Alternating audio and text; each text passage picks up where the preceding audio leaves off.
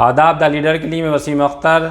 मौलाना तौक़ीर रज़ा ख़ान की अगुवाई वाली IMC का आज स्थापना दिवस मनाया गया। ये 21वां स्थापना दिवस था।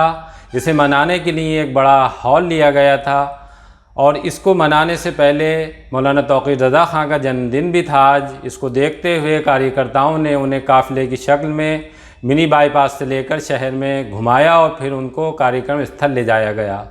यहाँ पे केक भी कटा है और बहुत सी चीज़ें मौलाना ने आने वाली राजनीति को लेकर भी साफ कर दी हैं। उन्होंने ये बता दिया है कि ऑल इंडिया इत्तेहाद मिल्लत काउंसिल इस बार के चुनाव में हिस्सा लेने जा रही है। अभी तक ये सस्पेंस बना हुआ था कि मौलाना जिस तरह की बात कर रहे थे वो चुनाव में उतरेंगे या नहीं। विधानसभा चुनाव में अब कुछ वक्त बचा है। मौलाना ने अपने पत्ते खोल दिए हैं। उन्होंने स्थापना दिवस पर कार्यकर्ताओं को संबोधित करते हुए ये कहा है, पहले तो उनसे राय मांगी कि वो क्या चाहते हैं और बाद में उन्होंने एक तरह से अपनी बात कार्यकर्ताओं के सामने रख दी। ये बता दिया कि कार्यकारिणी फैसला ले चुकी है, हम विधानसभा 2022 के चुनाव में उतरेंगे। उन्होंने ये भी कह दिया है कि समाजवादी पार्टी, कांग्रेस और बहुजन समाज पार्टी से वो किसी तरह का सीधे तौर पर तालमेल नहीं करेंगे, बल्कि 40 दलों का एक गठबंधन बना है जिसमें अगर ये तीनों पार्टियां आना चाहें तो उनका स्वागत है। एक बात उन्होंने और भी ख़ास कही है। उनका कहना है कि भारतीय जनता पार्टी की सरकार को हटना चाहिए और जब ये सरकार हटे तो कोई भी ऐसी पार्टी की सरकार नहीं बने जो बहुमत वाली हो।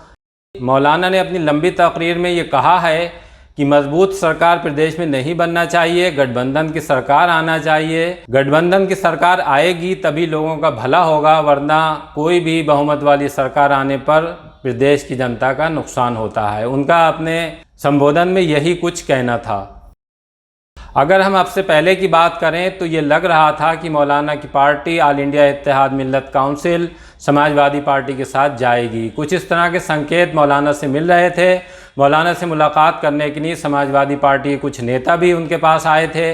मौलाना ने ये कहा भी अपनी तकरीर में कि वो अखिलेश यादव से मिलकर आ चुके हैं, लेकिन मौलाना ने अखिलेश यादव के सामने जो शर्तें रखी हैं उस पर लगता ये है कि उनकी और समाजवादी पार्टी की बात बन नहीं पाई है।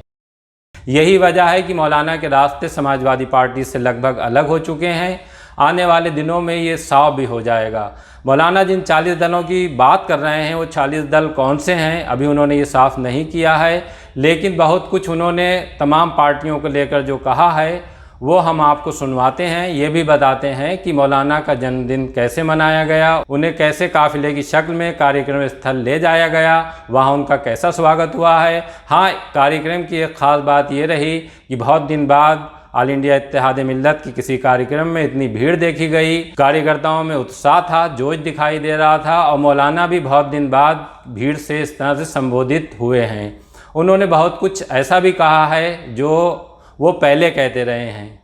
2022 के लिए हमारी कार्यकारिणी में ये बात तय हो गई है कि पिछली बार हमने इस अंदेशे से कि भारतीय जनता पार्टी को हमारे लड़ने से फ़ायदा पहुंचेगा, हमने चुनाव नहीं लड़ा था, वॉक ओवर दिया था। लेकिन हमारी कार्यकारिणी में अब ये बात तय हो गई है कि हालात जो भी हों, भारतीय जनता पार्टी को हराने की सिर्फ हमारी जिम्मेदारी नहीं बल्कि सबकी जिम्मेदारी है। कांग्रेस भी उन्हें हराना चाहती है, समाजवादी भी हराना चाहती है, बहुजन समाज भी हराना चाहती है। जब सब लोग हराना चाहते हैं, मैंने इन लोगों से भी ये बात कही है कि आप लोग भारतीय जनता पार्टी को हराने का काम नहीं कर रहे हो, उससे लड़ने का काम नहीं कर रहे हो, बल्कि आप लोग आपस में लड़ रहे हो, एक दूसरे को हराने का काम कर रहे हो। और एक दूसरे को अगर आप हराओगे तो भारतीय जनता पार्टी खुद ब खुद जीत जाएगी। इसलिए ये ज़रूरी है कि चुनाव से पहले जो गठबंधन हम लोगों का बनाया जा रहा है, जो चल रहा है, जो काबिज चल रही है, उस गठबंधन के तहत सीटों का बंटवारा होना चाहिए, तालमेल बनाया चाहिए।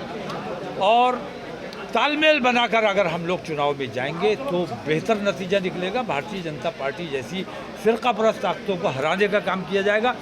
लेकिन अगर तालमेल बनाए बगैर काम किया जाता है तो उससे सेकुलरिज्म को नुकसान पहुँचेगा और फ़िरक़ापरस्त ताकतों को फ़ायदा पहुँचेगा। आपका कहना है ये गठबंधन ही कामयाब होगा प्रदेश की सरकार बनाने में, तो क्या ओवैसी को साथ लेंगे आप? मैंने ये बात कई बार कह चुका हूँ कि वो तमाम लोग